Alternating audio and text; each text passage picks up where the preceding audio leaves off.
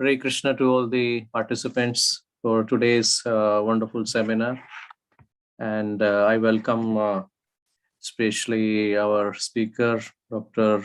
Howard J. Resnick, His Holiness Hridayanand Das Goswami Maharaj, and also the wonderful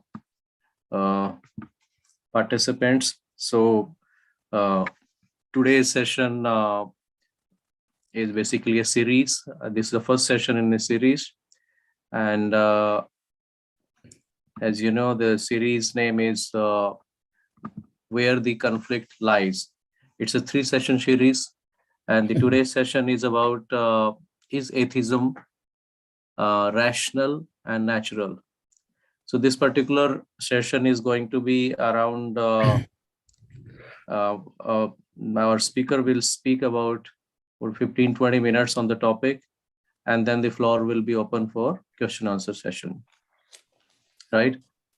So I'll just give a little brief about the session, and then we'll start. I'll start with a quotation from Richard Dawkins. He's a famous, biologist from Oxford. He says that I am against religion because it teaches us to be satisfied with not understanding the world. So he thinks that really all people who believe in religion, or the people who are atheist, those who believe in God, basically they are satisfied with not understanding the world, meaning thereby that they are propagating the ignorance in one sense. In contrast with this, I will quote another quotation from very famous philosopher Antony Flew. In his book, he writes that the book name is There Is a God, How the World's Most Notorious Atheist Changed His Mind.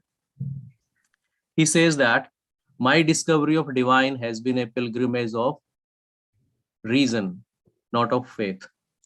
So basically, if we contrast these two statements, both were rather one of them was the greatest atheist of his time, and now he is rather, of course, is no more.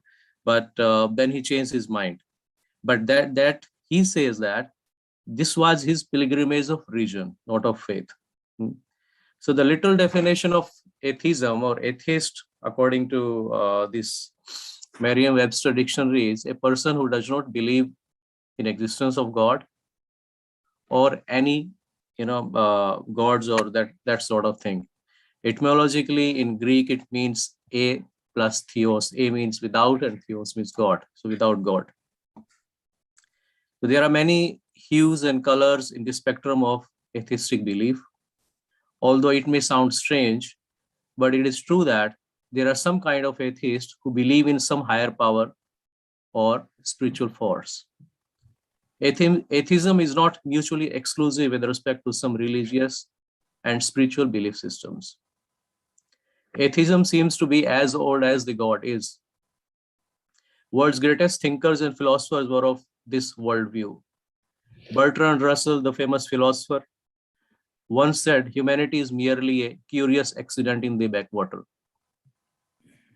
Among the 6 orthodox schools of Hindu philosophy, also known as Shad-darshanas, Sankhya, the oldest philosophical school of thought, does not accept God.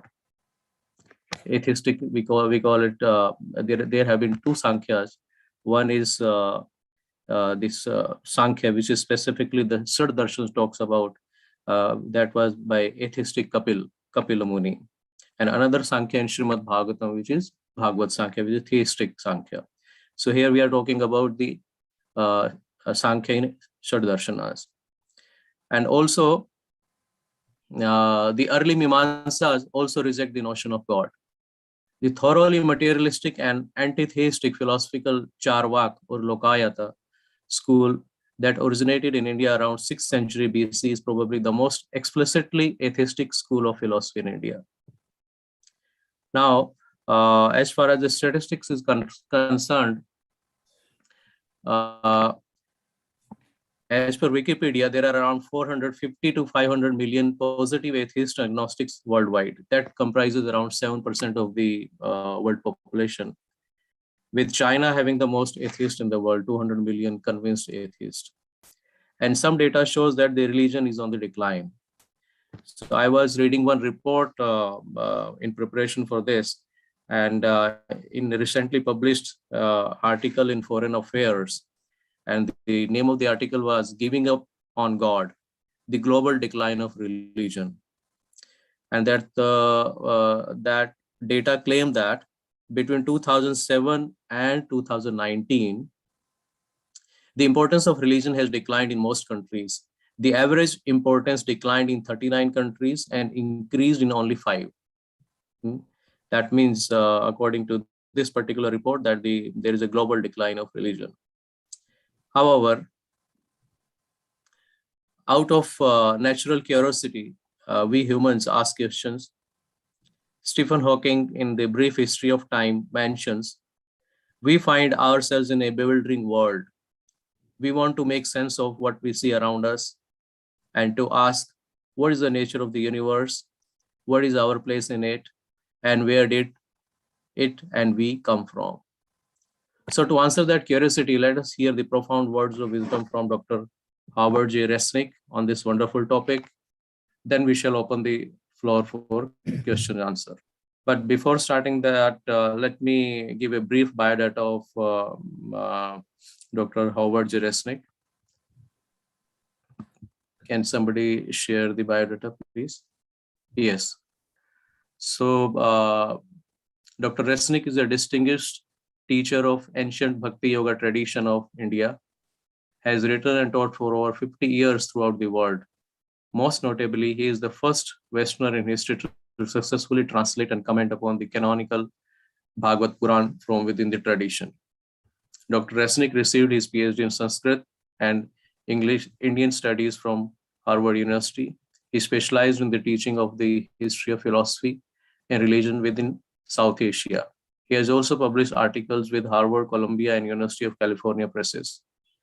Having lectured at the leading universities throughout the United States, Europe, India, and South America, Dr. Resnick is sought after as a speaker for college, universities, divinity schools, civic groups, and religious organizations of all kinds. Here is a glimpse of his literal work: Srimad Bhagavatam, 11th Canto, Srimad Bhagavatam, 12th Canto, a comprehensive guide to Bhagavad Gita with literal translation, Quest for Justice, select tales with modern illuminations from Mahabharata, and Vaikhanasa Mantra Prashna, 5th to 8th, Harvard Oriental Series, and Justin Davis. Currently, he's working on an extraordinary reflections on Mahabharata. So let us invite Dr. Resnick for this wonderful session today, and then we'll have question answers. Yes. Thank you very much, Prem Kishore. Thank you for your introduction. And first, I would like to comment on a few things you said. I think you are muted. Oh, can you hear me? No, I can hear. Yeah, I'm not muted. Okay. All right, so some people would like to mute me, but I'm not muted here. So first, I'd like to comment on some of the points you made. And number one, Dawkins. Dawkins is not taken seriously in general by scholars for the simple reason that he breaks the first rule of scholarship, serious academic scholarship, and that is he makes claims outside his area of expertise. Right. So that he has absolutely no academic training in the history of religion, in the philosophy of religion, in the sociology of religion, in the psychology of religion. He's a complete amateur.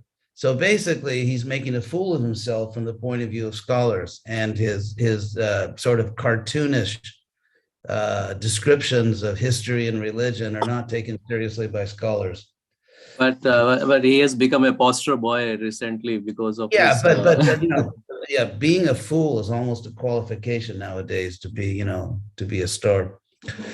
So another point is that atheism is simply bad philosophy, not because it's impious or it's because religious people like us don't like it. No, it's bad philosophy in terms of philosophy, because philosophy is not supposed to be simply a platform on which you tell us all your feelings. Philosophy is supposed to be an enterprise in which you reason toward conclusions based on evidence or based on logic. The evidence can be, for example, logical necessity, as in the typical example always given that all human beings are mortal. Socrates is a human being, therefore Socrates is mortal. So if certain premises are true, then there's certain conclusions that must also be true logically. So he does none of that. In fact, atheism, if let's say there's no God, that means it's pretty much certain that no one is omniscient. No one knows everything, because if someone literally knows everything, it kind of walks and talks like a God. And so if no one knows everything, no one knows if God exists. So to say that I know that God exists is simply bad philosophy. Someone's just being silly. And so if someone's an agnostic, by the way, a word which comes from Sanskrit, agyani. So if someone is an agnostic, they can say, I don't believe there's a God, or I, haven't seen enough evidence. So we can say, okay, fine. But to say that there is no God, which is really the position of atheism as opposed to agnosticism, is simply absurd. Secondly, well, not thirdly or fourthly, whatever. I'm losing track of the numbers. There's so many things to say here, but if we say that religion is declining, there are reasons for that. Other things are declining, like civility, like moral principles, like people's respect for each other. If you look at the political polarization, certainly in America, where I remember when I was younger, people, let's say, who were liberal or conservative could actually talk to each other. Those days are gone. And so what we're really seeing, or for example, there used to be a certain amount of modesty in the world. That's gone. It used to be, I remember when I was growing up, that if someone was just, a little modest, that was respected. A little touch of humility, not, complete self-doubt, but if someone had just a touch of modesty, a touch of humility, that was considered a virtue. Now we live in an age of collective narcissism, where everyone says, you're perfect the way you are. Really? Can you show me one human being who is perfect exactly as they are now? And so all concern with objective reality has been put aside, and the new God that everybody worships is self-esteem. And so we live practically in an age of collective narcissism. People are giving up even the idea that they're experts in different fields. Of course, I'm not, I do actually watch the news every day from India. So I have some idea of what's going on in India. But in general, this sort of postmodernism, where there, post-objectivity, that everyone's opinion is just as good as anyone else's opinion on anything. So there are alternative facts. I didn't grow up that way. For example, if I say right now, okay, I'm not actually in Southern California right now, I'm actually on one of the outer rings of Saturn, then, the idea that I have my own reality, when I was, growing up, if you said that, people want to take you to a psychological clinic.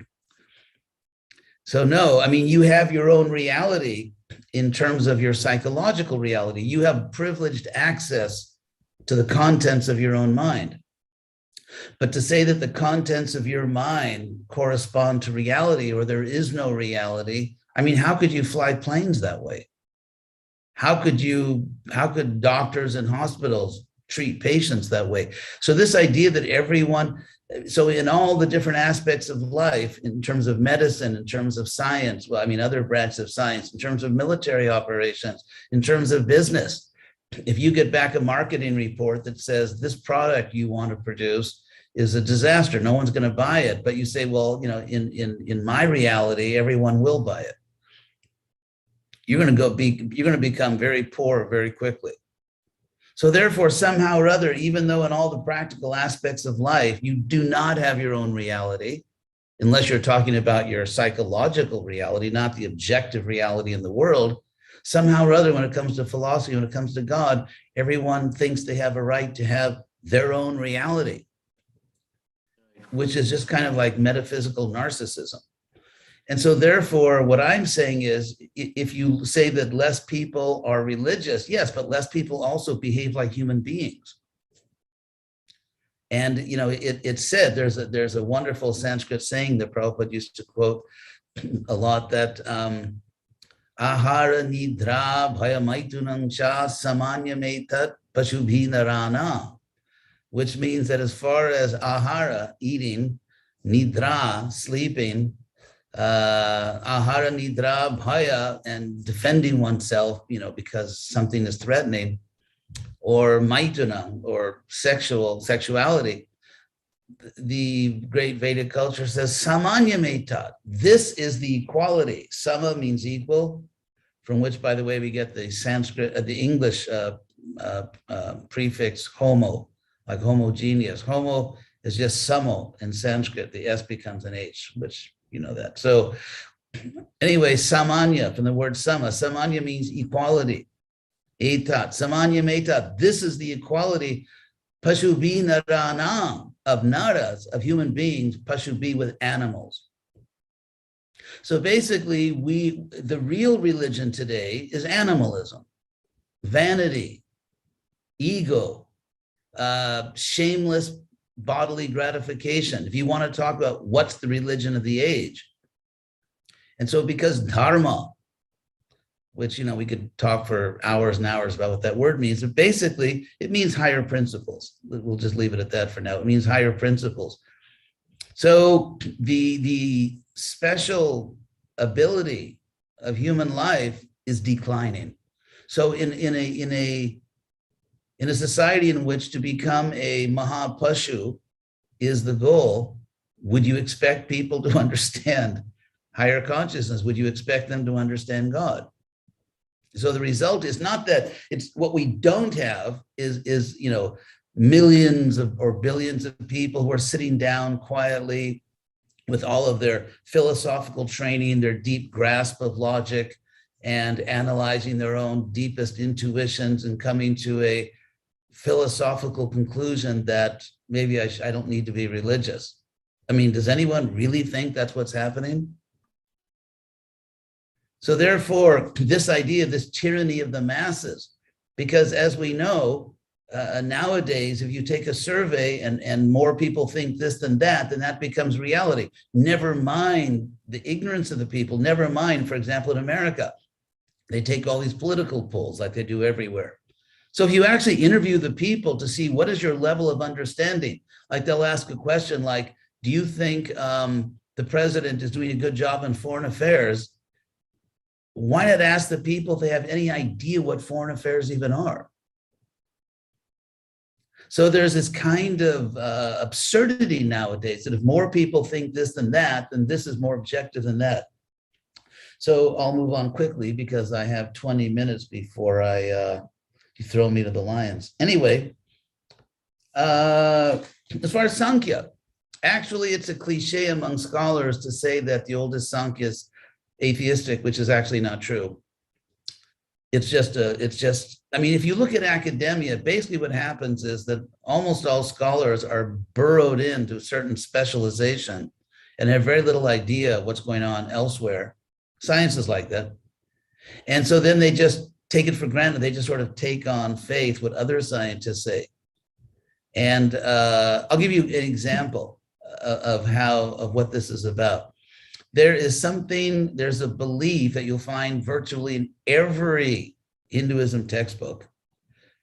Everyone, at least every Hinduism textbook, Hinduism written either by a Western scholar or, let's say, not everyone, but the overwhelming majority, a Western scholar, or let's say an Indian trained in the Western system of academia. And that is that the Bhagavad Gita cannot be older than Buddhism. In other words, we say 5,000 years ago, they'll say, no, actually, it's, it must be at least a couple centuries after Buddhism started in India, approximately 2,500 years ago. Why? Because in chapter 5 of the Bhagavad Gita, I think it's chapter 5, several times Krishna uses the word nirvana. He talks about Brahma nirvana.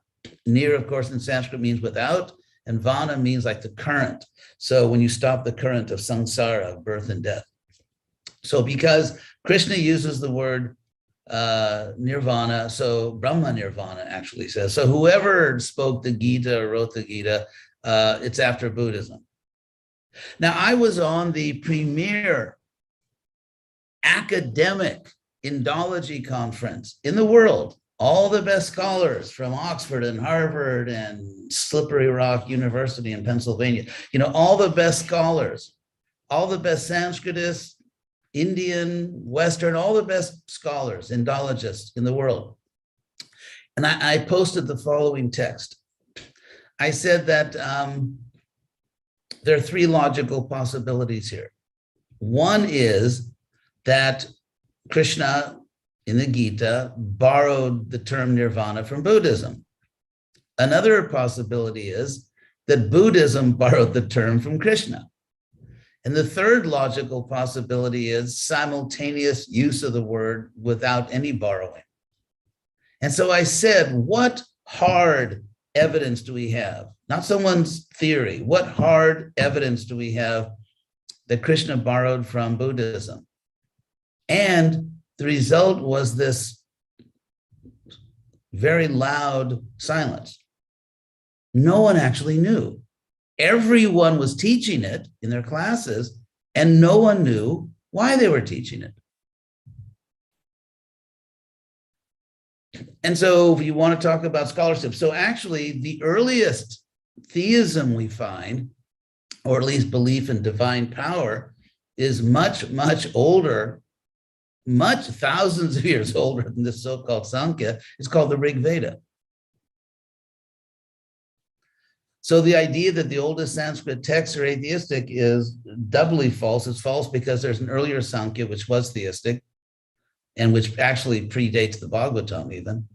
And there's, and also we have the Vedas, which are very much theistic and are much, much earlier than the atheistic Sankhya. So much for that. I just wanted to touch on those points. So did I use up my 20 minutes or? I think still 5-7 minutes to go. Okay. Yeah. Okay. So I want to get my money's worth here. So as far as God, it's when you design an experiment, because you don't know that something is out there, let's say empirically, but you suspect it's out there because, to give an example, about,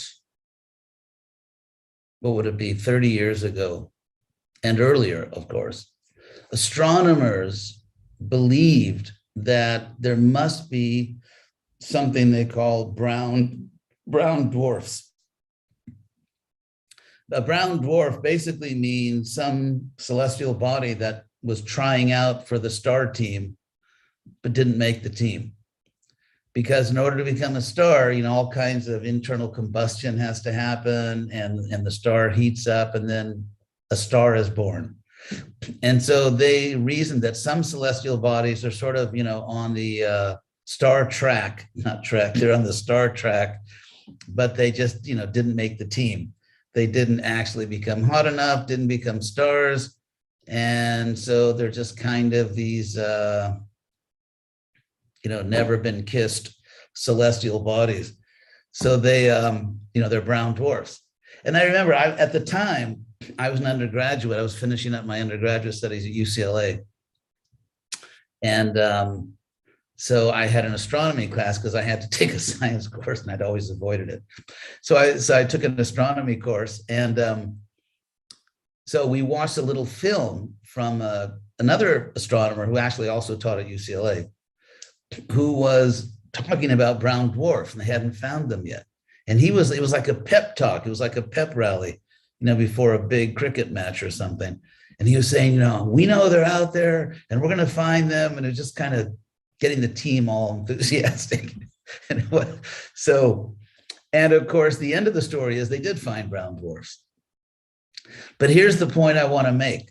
And that is, if you think something's there and you're looking for it empirically, you design an experiment or you design some type of instrument like a thermometer or something else, which will detect or seems like it would detect a particular force or body or whatever if it's out there. So experiment design, let's talk about experiment design, is based on what you think you know about something, even though you haven't proved it. Now, it's a logical fact that you cannot look for something about which A, you don't know anything, or B, you're not, well, let's just say you don't know anything or you don't think you know anything about it. How will you design an experiment? For example, if I say that if I put a public announcement, I will give $1 million to the first person that can prove or bring me a quirk quack. And if someone says, what is a quirk quack? I say, well, I'm not going to tell you. I'm not going to tell you. Well, they will tell us something about it. Is it an energy? Is it an object? I'm not going to tell you. How will you look for it? It's logically impossible to look for something about which you those are the 2 points. Actually, I was right. See that? My friend Ritavajaswamy, he says, I only made one mistake in my life. One time, I thought I was wrong. So anyway, if you actually know something about it, that's a joke. If you know something about it or you suspect something about it, then you can search. So now, let's say you're searching for God.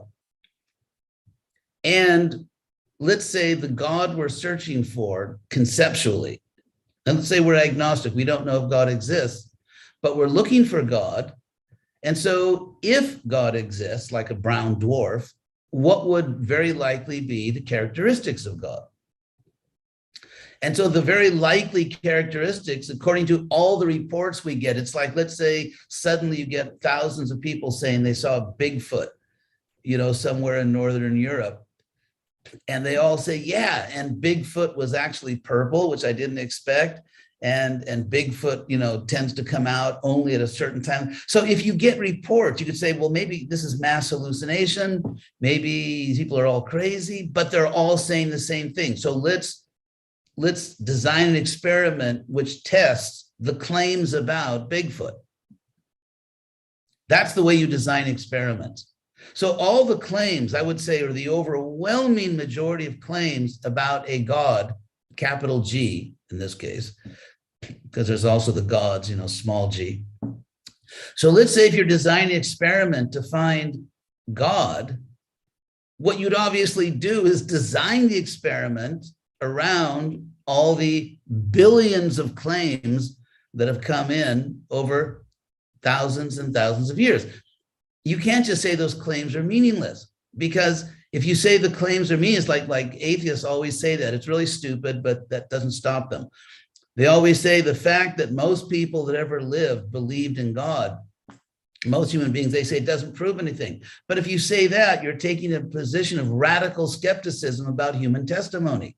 What about the fact that most people that ever lived believe there's a real physical world outside your mind? Is that testimony also invalid? But anyway, so you have to be careful how you speak about the value of human testimony in general, because it'll come back to bite you. So let's say you design an experiment. Some people say there's this all-powerful, all-knowing, all-good God. So if we're looking for something which is all-powerful, a controlled experiment is absurd. It's like looking for gold with a thermometer. You can say a thermometer is a scientific instrument, or trying to find That's not how you need it. The fact that something's a scientific instrument doesn't mean it's appropriate for a particular search. So how do we, based on all of our human experience, how do we detect things that are more powerful than us and therefore are not subject to controlled observation or controlled experiment? The answer is very simple. You have to please them. For example, let's say someone wants to get into an IIT. And let's say the person trying to get into IIT did reasonably well in their studies, lower studies, but is not like an obvious next Einstein or something. Is not an obvious genius, and therefore is really going to have to get down in the mud and compete with everyone else to get into this IIT. Now, to get the powers that be in an IIT to admit you have to persuade them. You have to please them. If you get out of college and you want to get a really great job, it's like everyone wants that job. You have to please the employers. You don't subject them to experiments. They'll throw you out in a second. They'll throw you out on your head on the sidewalk. So in every situation where you're trying to get access to someone who's more powerful than you, you have to please the more powerful entity.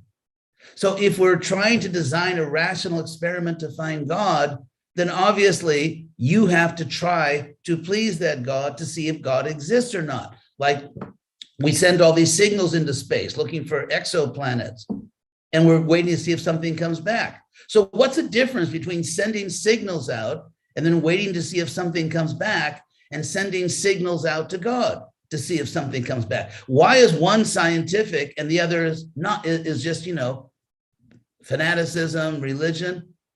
On what philosophical grounds do you make that distinction? So what I'm trying to say is that we live in an extremely unintelligent age in terms of philosophy, and people are good at, technical things because that's where the money is. It's like, go for the money. But in terms of actually having a philosophical grasp of reality, we're in the dark ages. I mean, the world is medieval right now in terms of philosophical understanding. And if you say, well, but we won't get empirical feedback from God, it may be metaphysical. Well, guess what? In India, for example, or America, in the most important aspects of public life, in the most important aspects of your secular society, you subordinate empirical evidence to metaphysical visions. That's called democracy. I dare anyone to come up with any kind of empirical test that's going to show that every Indian citizen is equal in their athletic ability, their mathematic ability, their artistic ability. Try it. I'll give you $1 million if you can do that. But the point is, democracy is based on the idea that we're all equal. That means India and America and Germany and, so many other places has subordinated overwhelming empirical evidence to a metaphysical assumption that we're all equal, despite the fact that empirically we are radically unequal. Now, if we really know that everyone deserves equal justice under the law, if you really know that, that means you are claiming that you really know metaphysical facts. And for example, if you think you really know that it is morally bad, let's say, to kill innocent people. For example, when China, I know, India's favorite country right now, when China tried to steal Indian territory, just kind of like, China doing what China does. So when China tried to steal Indian territory, the Indian people were outraged and justifiably outraged. But why? Because they thought this violates justice. This violates the norms of international justice. That means you think it's real. That's a metaphysical idea. The idea that you should support your country and not betray your country the idea that we should be ruled by law and by justice, those are all metaphysical assumptions. So why is it that in our daily life, all the most important parts of our life are governed actually by metaphysical assumptions, but when it comes to the God metaphysical assumption, suddenly everyone is too smart and too rational and too scientific to consider it? So what I'm saying is, in terms of people just being rational human beings, we are living in the dark ages with all of our technology. And so good luck to all those who are trying to teach Krishna consciousness. So maybe I'll stop here. And Yeah. So thank you for the wonderful thoughts and very thought-provoking ideas, and very, very great clarity of thought also. So now the questions are coming up. The first question is by Vijay Krishna Das, and his question is: in what measure the search for God could be there making me a non-believer? in what major search, in other words, is there a search for God that would make someone a non-believer? Yes. Is that, yes, an insincere search, a proud search. I mean, it's like, get one of those books, Job Interviews for Dummies. And so, if you're searching for God, but you're not humble and you're not really doing the experiment by trying to really devote yourself, then you're not going to get the job. You're not going to get into the good college, and you won't find God. The same rules. So what we find is that that a very strong majority of people, when they try sincerely and appropriately, they do find something at the other end. Now, some people may say, I tried my best and didn't find. Guess what? Some people can't replicate experiments in biology. Someone published, that's notorious. They found, I think the number is that 50% of all the experimental findings published in refereed journals couldn't be duplicated. So it's funny, because in the world of science, they really give themselves space and room. But when it's like what they call moving the goalposts. So what I'm saying is, let's have the same methodologies, let's have the same rules for everyone. And what we find is that most people, because someone may say, well, this is as humble as I can get, but some people apply for a really lucrative job and they say, well, I tried my best, I followed all the rules, but they weren't impressed. Well, maybe you just didn't convince them. And it's not necessarily their fault. Maybe you're not as attractive as you think you are. Maybe you weren't as persuasive as you think you are. And you didn't get the job, and the same can happen with God. Okay, so the next question is from Brijesh Mathur. He's saying that during the last 2 years of the pandemic, multiple crises like war, climate change, etc., is it true that more humans are introspecting and evolving spiritually, seeking God? Sessions like this has many more participants going much deeper than before. I hope you're right. I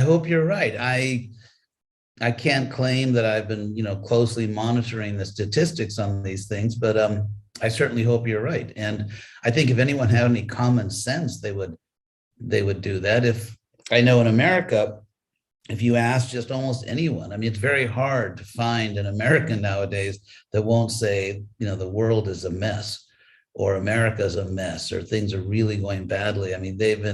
Very few people in America think, yeah, things are great.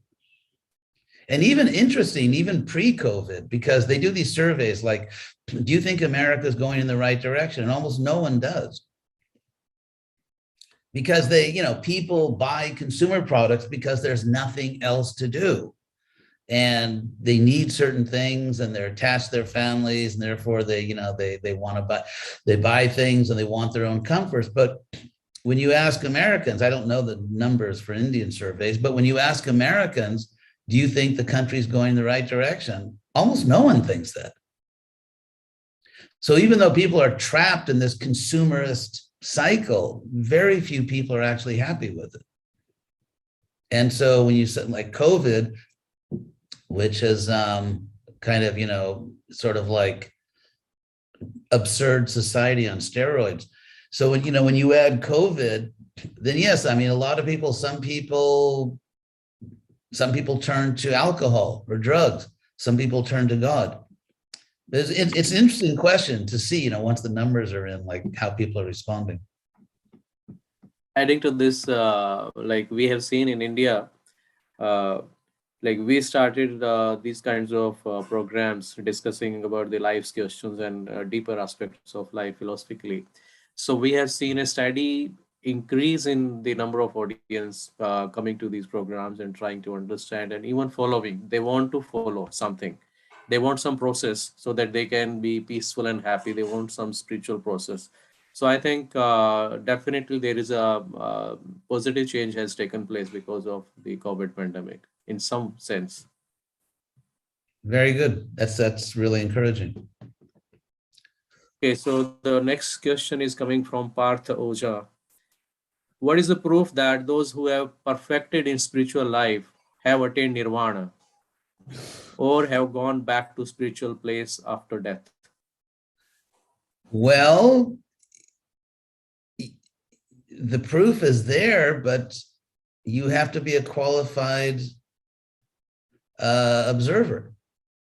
See, we always talk about proof as if we just sit there and do nothing, and then everyone comes to us, begging us to believe something. I'll give you an example. I remember when I took my astronomy course, we in our textbook, they had in the textbook this article from the New York Times, which was published when Einstein discovered one of his big theories.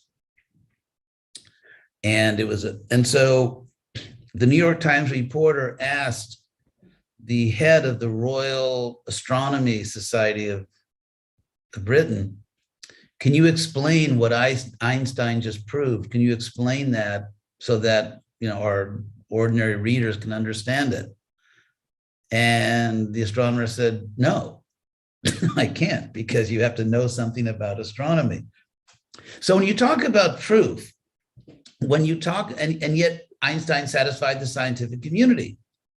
If you come up with a scientific proof of something, whom do you have to convince? Not some person that's driving a city bus. You have to convince the person, you have to convince other scientists. So if you want to verify that someone is actually, and this is a good point, it's actually a good question, because there's so many charlatans nowadays. There's so many charlatans. So if someone claims to be a spiritual leader, but we see that person is very proud, that person doesn't even understand God, or that person is quite, out of control in their personal life, then we have a right to reject their claim. So, I mean, as far as you having the same experience that this advanced spiritual person, for example, I accepted Prabhupada as my guru in 1969. Wow. That seems like a long time ago. For me, it's just a few years ago, 1969. So, because I had very powerful, self-evident experiences, it would have been completely irrational of me to deny the objectivity of what I was experiencing. And then when I studied, for example, I mean, being irrational doesn't mean always believing something. Now, here's a fact to illustrate what I mean. In our culture, there's a very, very, very common term, which is blind faith. No respectable person wants to be caught guilty of blind faith. But from the point of view of epistemology, the philosophy of knowledge, you can just as easily fall into error, illusion, by blind faith or by blind doubt. Because from the point of view of philosophy, for example, let's say someone is sick and there's really an effective medicine, but they doubt it, so they don't take it and they die. Blind doubt cost that person their life. Let's say someone is psychotic because they don't believe there's really a world out there. So blind doubt is just is equally dangerous in terms of threatening our objective understanding as blind faith. So here's a simple question. This is like linguistic anthropology. Here's a simple question. Why do we have such a ubiquitous term? Everyone knows the term blind faith, but there is no well-known term blind doubt. So we live in an age where if you are skeptical, that's kind of like intellectually respectable, even if you have no good reasons for it. But if you doubt something, that's kind of intellectually respectable, even if you have no good reasons to doubt it. But if you believe something, then everyone's on your case, like, well, why do you believe that? But if you doubt something, there's no rigor. So our whole civilization in the 21st century is tilted, biased. And so if you're looking, like, for example, let's say you want to buy a computer, and how do you know what a good computer is? Let's say you are not a computer engineer. You look at reviews, you talk to your friends, and because every day we have to buy things, and we don't really know that much about the things we're buying. And so we take expert testimony. But then you have to know who an expert is. You have to, so you have to look at people who are claiming to know something about God and say, well, what's their behavior? Is their life consistent with what they claim to know? So there are ways to get at this. So, yes. So the next question is, nowadays, atheists are using conscious machines, deep neural network, example to prove that there is no God. Actually, first of all, they're not using conscious machines because there's no such thing as a conscious machine. And you see, that's called begging the question. If you assume, which very few people actually assume nowadays because it's so absurd, that consciousness just means a certain neurological situation, that there's no, which is of course not true. For example, there's the argument from Qualia.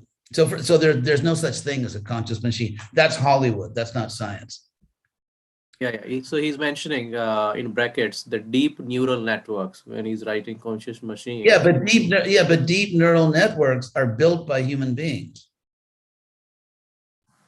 and so there's absolutely no evidence whatsoever that machines are conscious.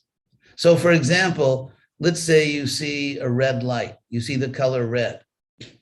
Now, a complete empirical description of what's happening there in terms of the technology to produce the color red, the biotechnology inside of you, your optic nerve and all that, none of that talks about the experience of seeing red.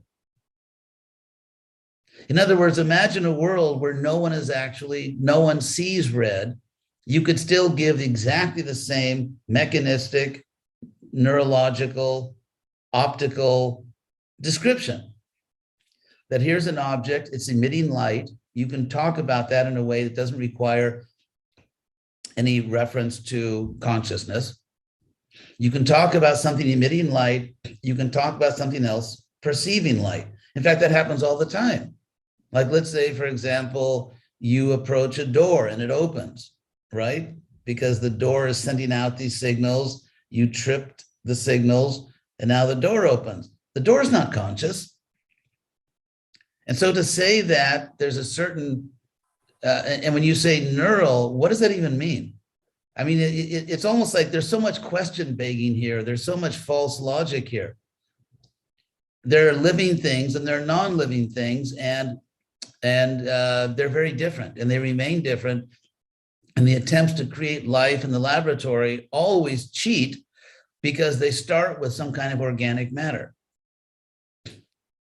And so that's a simple answer. You know, conscious machines, that's Hollywood. That's not science. I think you have already answered. So he wanted to ask that, so I'll again reread it. So nowadays, the atheists are using conscious machines or deep neural networks example to prove that there is no God. How objectively we can present points within the realm of modern science to refute them? Okay, well, first of all, let's say even if there was a conscious machine, well, there's not. So it's kind of like a non-starter. But why in the world would that prove there's no God? What if God created a world in which people can create conscious machines? I mean, the very idea that to create conscious machines means there's no God. Like I said, first of all, there's no such thing as a conscious machine. And secondly, even if there was, what in the world does that have to do with God existing or not existing? So one thing you find is that scientists, you can get a PhD in science, you never have to take a philosophy class. And it's like me talking about microbiology without ever having studied it, or like this clown Dawkins. So, I mean, the fact is that these are philosophical, metaphysical issues. And so how would you know if a machine was conscious? Because you have to program it. Like, let's say, for example, like Hollywood, it's a whole Hollywood genre. There's a million movies about this. Let's say you make a robot, like an android. It looks like a human being. For lonely people, they can have a robotic life companion or lover or something. And so let's say that you control the machine, you program it. Okay, I want the machine to show empathy in these ways. I want the machine, when I say this, I want it to respond in certain ways. I want it to embrace me, but not crush me, but not just tickle me. So, you could program the machine in so many different ways. But how would you know it's conscious? What if suddenly, as in Hollywood, this is pure Hollywood, suddenly the machine says, I've now become conscious. You can't program me. I'm a person like you. That's like, like Terminator 3, I think it was, where they say, like, on May 21st, this age, the machines became conscious. And now this is Hollywood, for God's sake. I mean, why not believe in Bugs Bunny or Peter Rabbit or Donald Duck?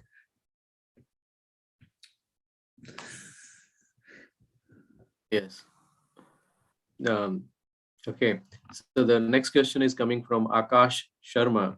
How can we make a material rationalist understand the concept that every creation has a creator? Because naturally, I'll just read through the full question. Yeah, sure. Because naturally, then the ultimate question comes is, who created the ultimate creator? Yes. So first of all, there's no such thing as an atheist rationalist. I think it's a contradiction in terms. Because, and never mind religion and God now, forget the God of religion. Let's just talk about, did someone design the universe, whether it's a God or not? Maybe it's just some kind of really amazing, super evolved engineer. So if you look at microbiology, what we now know is that Darwin, with his theory of evolution, was operating with an extremely primitive understanding of biology. In fact, it was almost like, sort of chemical, mechanical. And we now know, God, I mean, who knows, thousands of times more about how living organisms, actually how they work. And so in Darwin's time, he could convince some people that just sort of happened by itself, things bumping into each other, natural selection, random mutation, blah, blah, blah. But now we find that, for example, individual cells are kind of like fully digital Amazon warehouses. In other words, it's actually it's information transfer, and it's not just mechanical bumping and burning and this and that. It's information transfer, and so the odds, the probability, if you just use if you let's say do probability models based on microbiological events, it turns out it's very close to infinitely improbable that the world as we know it arose without any conscious or intelligent input, that without information coming into the system. And so therefore I say that on rational grounds, on probability, on the grounds of probability, what we know about even physical probability in the universe, you cannot be an atheist and rational. I think they're contradictory. And so therefore, to say that my best guess, my most rational guess is that something which is, 10 to the God knows how many, exponential number, that it is like super improbable, absurdly improbable, like trillions and trillions of times improbable, but that's my best rational guess of where everything comes from. And so microbiology, among other things, is revealing that, let's say, quote unquote, pseudo-scientific atheism is a religion. It's not a rational conclusion. And by the way, physical science is not atheist, because all you can say in physical science is that we have observed certain causal chains, that A appears to cause B under condition C.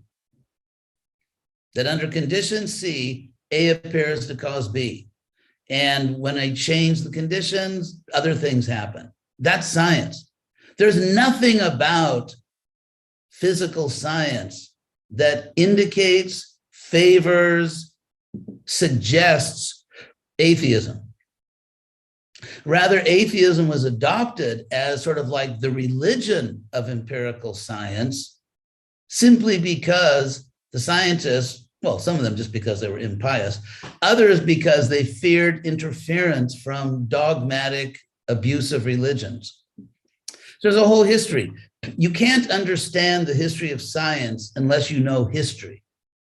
So, for example, the fact that at a certain point, scientists began to think that religion is the enemy of human progress, of human knowledge, you can't understand why that was not a decision in a vacuum. Because it's not. Newton, all the greatest scientists were religious. I mean, did Newton's very deep religiosity prevent him from being a good scientist? What about Kepler? What about Copernicus? What about that guy Boyle, who's like the first real, chemist or something? And so, I mean, there's a very long list of many of the greatest scientists in history, including Galileo, who believed in God. So the idea that in order to do real science, you have to assume atheism is absurd. It's philosophical stupidity. And it's just fanaticism. It's a cult. So more and more scientists are realizing this, for one thing, because religion is no longer threatening. And so now that they're not simply like defending themselves against a menacing religion, more and more scientists are realizing this is really stupid. To think that to be a good scientist, you have to be an atheist. There's no good reason for that if you do good science. And so therefore, I would argue strongly that you cannot be at the same time, in the same relevant sense, an atheist and a rationalist.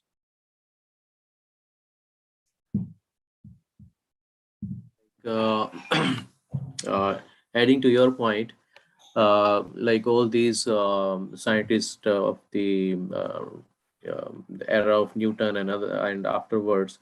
So theology, because that time the natural theology is considered as the mother of science.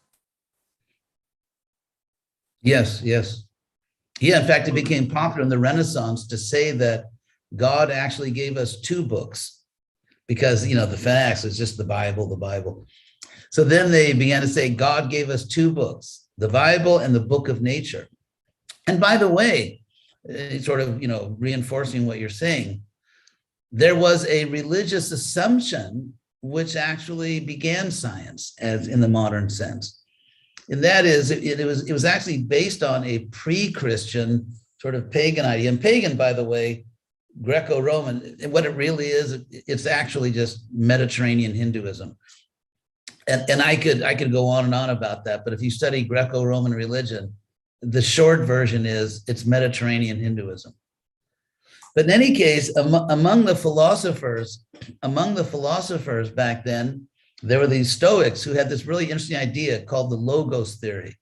And of course, from the Greek word logos, we get the word logic and all the ologies like anthropology, archaeology, this, because that's the logos, the logic of a particular field. And so what they believed is that God is an infinitely rational being, not an infinitely jealous or infinitely angry or infinitely sadistic being, but actually God is an infinitely rational being. And that infinite reason within God, they called logos.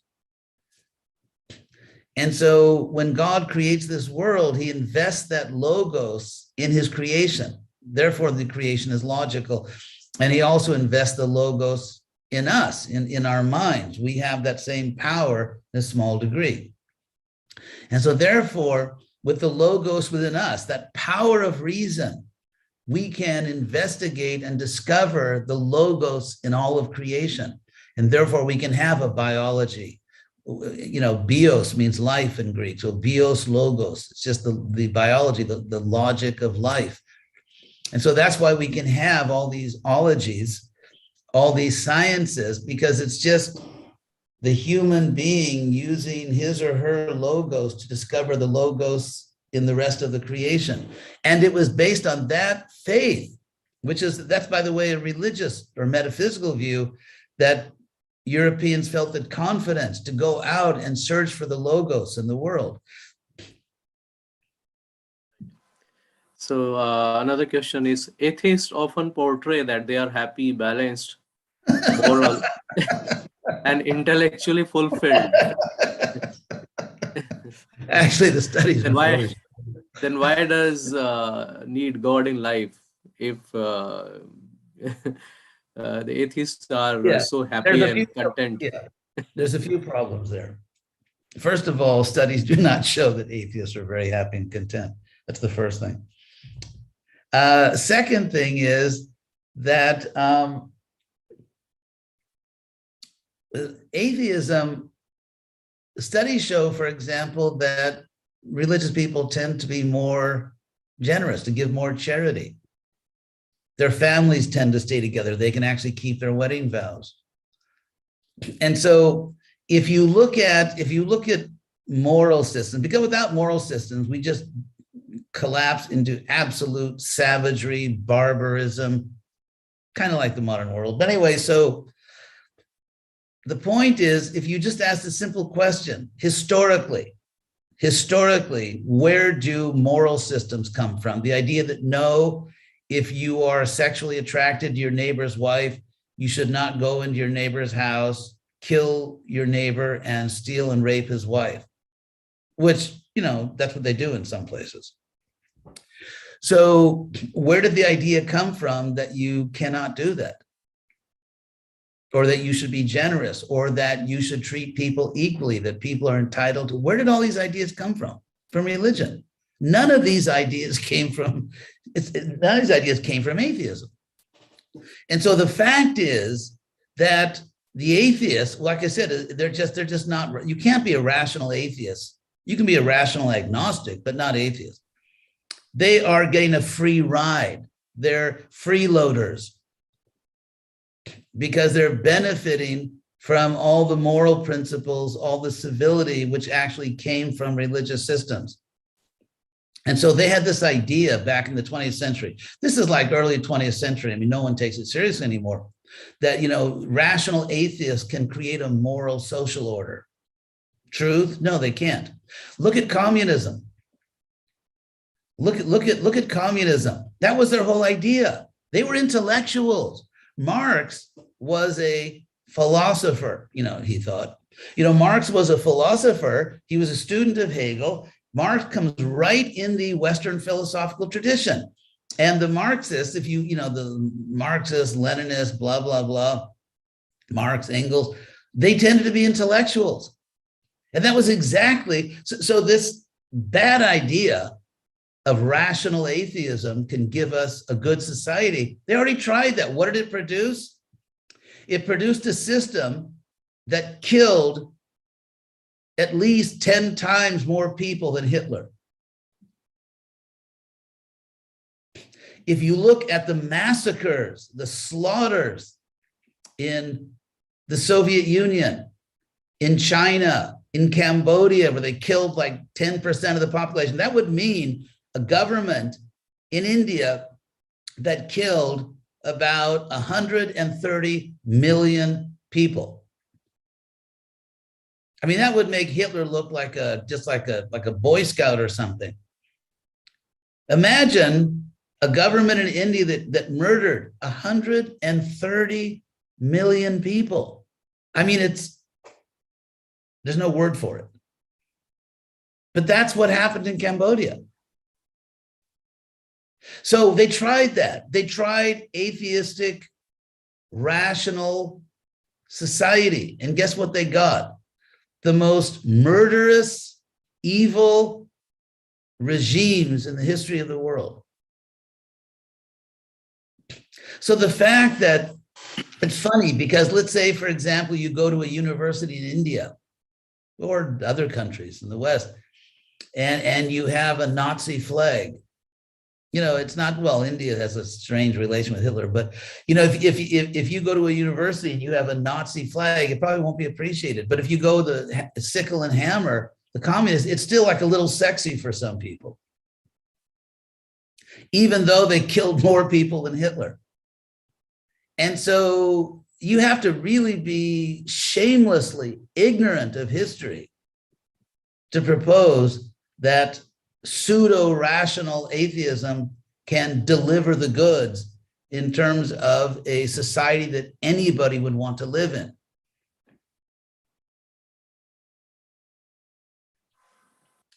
So great. So another question is coming from Anand. He says, why scientists says that the religion stop us from being progressive? That the religion what? Stop us from being progressive. Well, first of all, most scientists don't say that. I mean, that's like ancient history.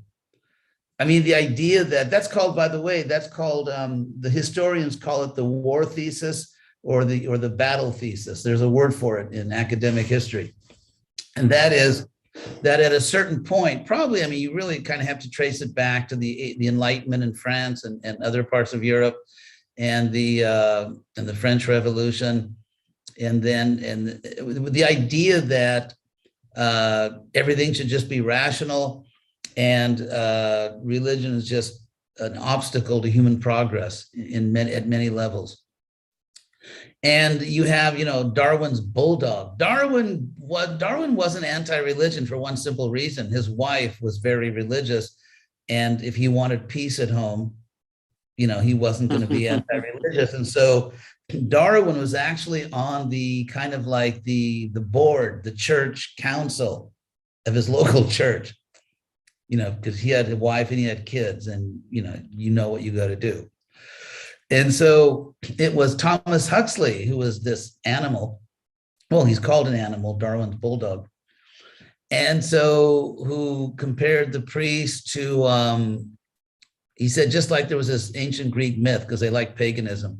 There was this Greek myth that Hercules, as it was born, a little child, and all these poisonous snakes were around him. And he was just so strong. He was the child. He just crushed all these poisonous snakes. So science is Hercules and the poisonous snakes are the priests. So you get this very unflattering view of religion coming from Huxley. Then you get Marx. It's all they're all the same team. They're playing different positions, on the cricket team. And then you get Marx, who says that religion is it's the enemy of social progress because it's just the opiate. People become stupid and drugged, and they allow themselves to be shamelessly exploited. And then you get And then you get Marx, not Marx, Freud. You get Freud, who says that religion is an emotional disorder. It's a mental disease. Neurosis, yeah. Yeah. And then you get Edward Gibbons, who wrote The Decline and Fall of the Roman Empire, because how should I put it? Because the church, because they were shoving down everyone's throat this sort of, this Judeo-Christian thing. And so therefore intellectuals in Europe tended to gravitate to the pagan things, the philosophers, and to say, yeah, Europe was much better before this fanatical Middle Eastern religion took it over. And so because there was this whole move toward paganism, in fact, at one point in the French Revolution, people even started wearing togas, like in the classical world. And so therefore they began to revisit all these pagan things. And so, like Hercules and all this.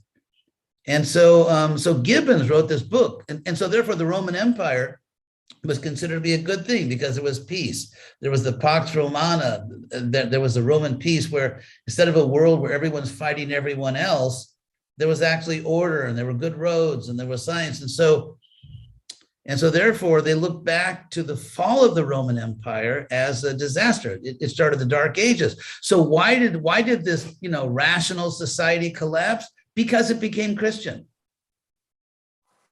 That was the thesis of Gibbons, because it became Christian, and therefore it became otherworldly. And it was that's not a serious historical theory anymore. But so you have everyone ganging up, like a dog pile on religion.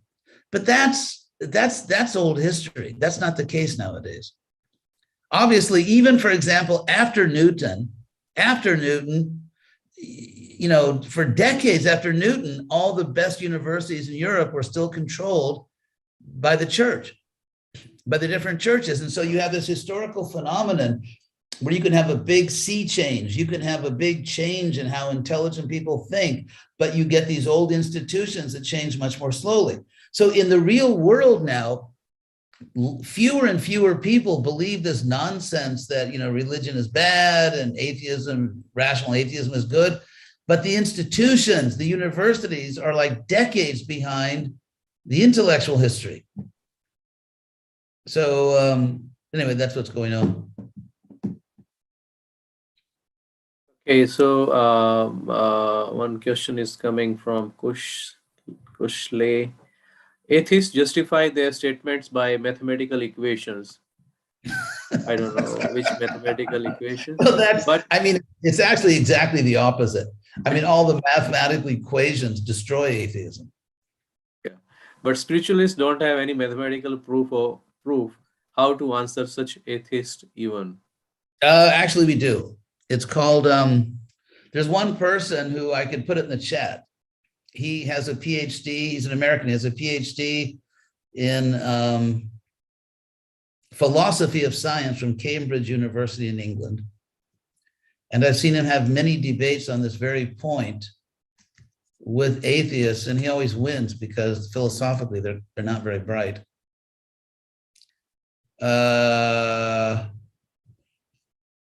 Let's see, Stephen Myers.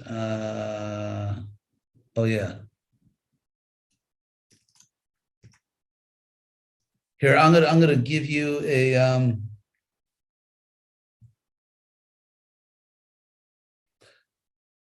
I'm gonna send you a link in the chat thing, and you can find this is just his website. But if you go to YouTube and just put Stephen Myers debates, you will see him debating all these people. So I'm going to put it in the chat for you. There it goes. And I'll write his name in case you want to look up on YouTube. And if you just put Stephen Myers Intelligent Design, I'll put it in the chat. Yeah, so the idea that, first of all, again, let's go back to the point of experiment design. Let's say if there's a God who's infinitely superior to us, could you really just mathematically get to him? Like, can you mathematically get a job, let's say at Apple Computers? You just no, there's a personal thing. No matter how good you are, you're going to go for a job interview. And if they don't think, yeah, we want you working with us, let's say the person trying for the job is really obnoxious or just can't pay attention or just whatever. I mean, you have to, there's a personal side of it. And by the way, as I said, all the math nowadays favors intelligent design. That's where all the math is right now. There's no math that favors atheism. They may, you know, try to convince you of that, but they're just like, you know, they're just trying to put one over on you. So in another question, in negation versus acceptance of some metaphysical reality, who does okay, go ahead. Yes, who does really carry the burden of proof? Yeah, okay. If I say, good question. If I say, as I do say, that I have personal experiences of Krishna, in fact, I would call them the deepest experiences of my life, I would say they're actually more self-evident than even my experience of a world outside me, because sometimes we, you know, have hallucinations or dreams. So, and if someone says, well, I have to prove it to you, why? It seems to me that that's not a level playing field, because if we are, let's say, debating, disputing any particular thesis, how do you assign burden of proof? So it seems to me the atheists assume that we're in charge of this world. We are the gatekeepers of objectivity. And so if you want to pass the gate, you have to, you know, satisfy us. But exactly who is it that appointed the empiricists as the gatekeepers of reality? In fact, the world's going in the opposite direction, because out in the real world, the physicalists or the atheist empiricists ended up with a really big piece of pie on their face. Because the basic claim, I'll explain that. The basic claim of science for centuries has been, basically the philosophical word is correspondence. In other words, Newton came up with these equations. And everyone accepted that those equations describe or correspond to the way the world really is. So that there really are celestial objects in motion, there really is a law of inertia, and they continue, but then their path is bent into a circle by the gravitational field, you know, of certain celestial objects under certain conditions. So everyone agreed that's really what's going on. Newton described what's really out there. It corresponds. And then, of course, Einstein came along and, you know, kind of fine-tuned that with his theories of relativity and space-time and all that stuff, which is not, I have to admit, my bedtime reading. But still, you know, Einstein came up with all of that. And everyone again agreed that, okay, when Einstein talks about the curve and the space-time thing, that's really what's out there. Again, correspondence. So you look at the history of science, even if you go back to Ptolemaic astronomy, which turned out to be not true, although it was ingenious, it just wasn't true, then still, that he's describing what the real world is. But then you hit this huge bump in the road. Actually, it's not a bump, it's a wall. You hit this huge wall in the road called quantum physics. And suddenly, you know, despite desperate attempts, it turns out that even though quantum equations work wonderfully well, and to prove that, you just have to look at two words, electron, electronics. I mean, that kind of tells you everything about how well quantum physics works. However, because of that the problem, the particle wave headache, and what the scientists themselves called spooky action at a distance. I mean, spooky is not a word that we would expect from scientists. The scientists for centuries were the one that de-spookified everything. It's like it was the the Harry Potters of the world, and it was the Christians, and it was everybody else. They were the spooky people. That was voodoo knowledge. And whereas the scientists were, removing all this spooky pseudo understanding, and suddenly, spooky is in their court. And the wave particle, so actually 100 years ago, and it shows how people in general are literally a century behind the science, at least. Because 100 years ago, they had this Copenhagen agreement. They met in all, Niels Bohr, all the top quantum physicists, and they actually renounced. They at least they were honest. You got to give them credit for that. And they said, we can no longer claim that our science, subatomic physics, we can no longer claim that our equations are describing how the world really is. All we know is that they work. I mean, they produce fabulous results, electronics, but we don't know what's really out there. And so at that point, science actually was forced to renounce its claim that it knows what the world is. And so, I mean, they know how certain things behave regularly.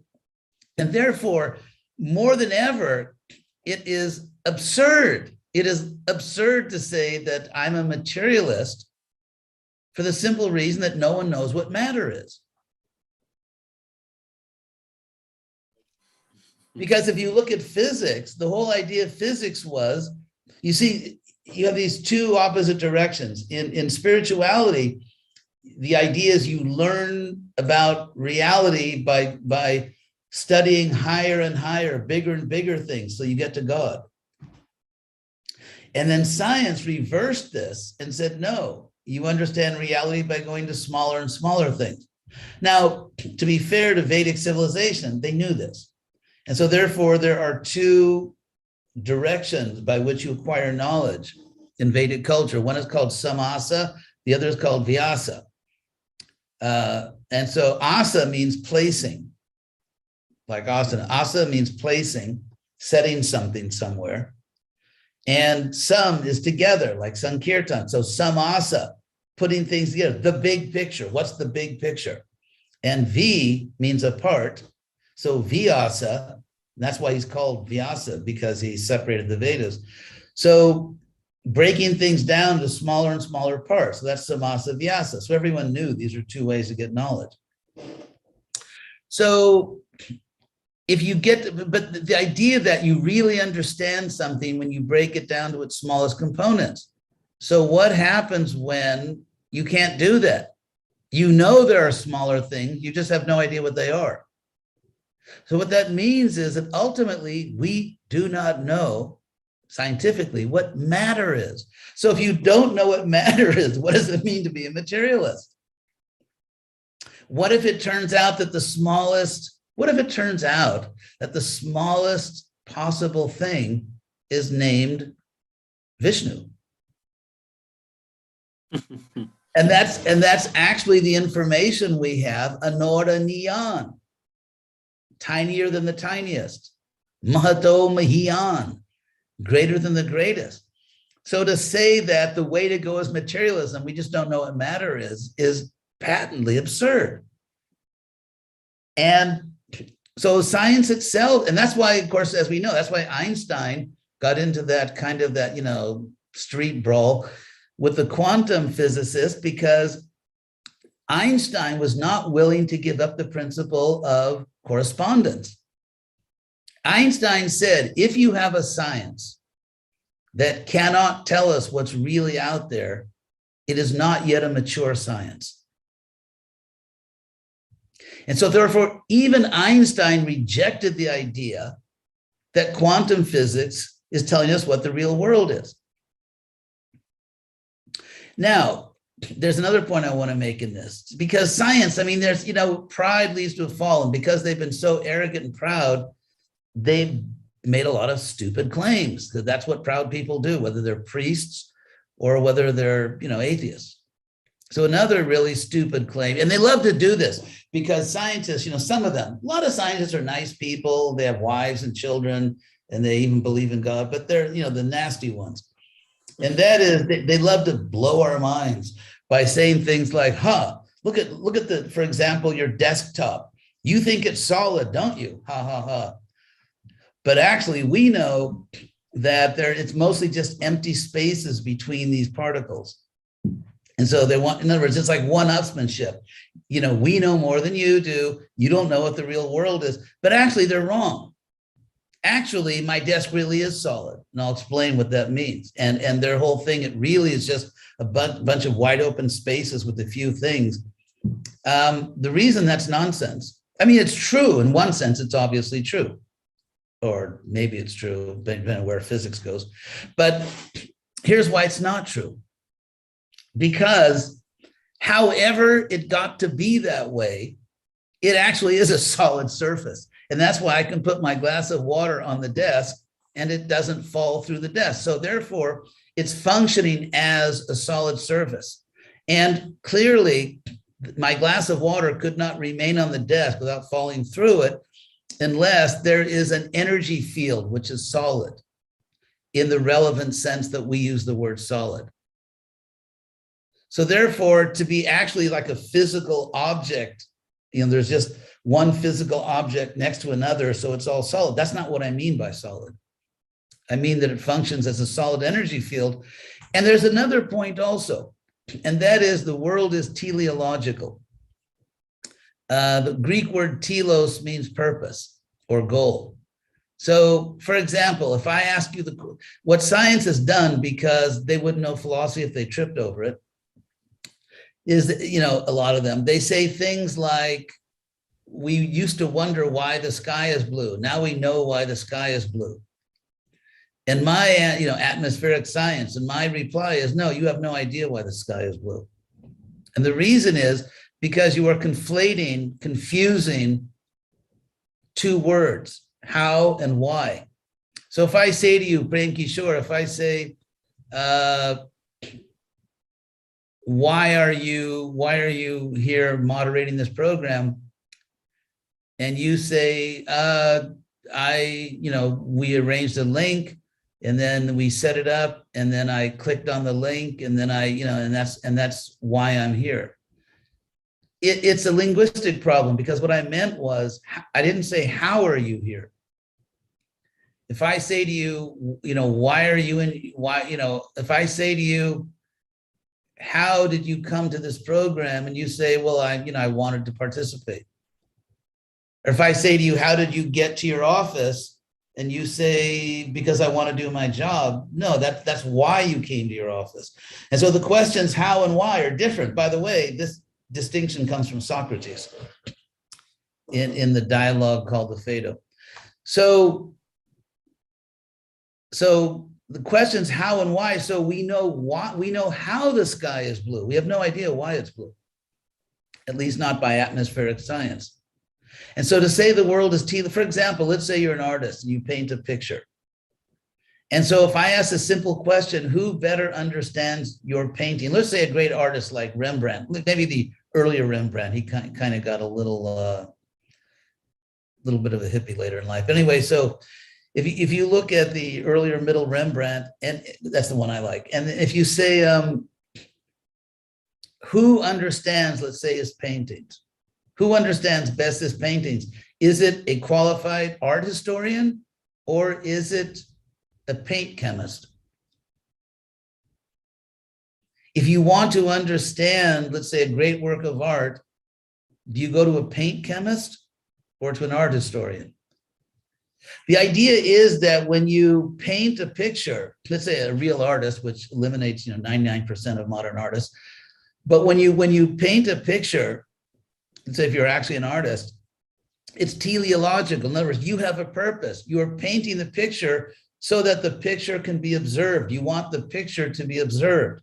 And therefore, when someone looks at your painting, they're fulfilling your purpose. That's why the painting exists. It doesn't exist just because someone thought what the world needs is a bunch of paint on a canvas, chemically. No, because you wanted to show something. So therefore, the mechanics of why the sky is blue or how the sky is blue, the atmospheric science is subordinate to a purpose. Just like you mix your paints, or some chemical company produces paints and sells paints, why? It's all leading toward the ultimate purpose to produce a painting that people can look at and appreciate. So yes, why, in other words, why do atoms function in a certain way so that the table is solid? Because God wanted there to be solid tables in the world. And so therefore, the solidity is really the point. And it's just, and like I'm on my computer screen right now. Why? Because I wanted to participate in the program, and all the computer mechanics are serving the purpose. The purpose is not serving the mechanics. So anyway, that's a long explanation, but go ahead. No, it's going great, and a lot of questions are coming, but because of the time constraint, I think we will have to stop it now. And perhaps next time we could go do his other questions. Yes, we can directly start with the questions. Yeah, because I really appreciate that people are participating, they're asking questions, which means they're, they're really listening. And so I would be happy next time to just go straight to those questions, so everybody that has a question gets an answer. Yes. So I would request the participants that whomever question we have not taken today, so we'll try to cover those questions in the next session. Same time, probably 7:30. Yeah, so this poster is available 7:30 p.m. next Sunday. And I think some of the questions on the second topic, does science rule out God? We have already started doing discussion on this. So we are already covering it, and we'll be taking further questions on this next time. And few more announcements. Yeah.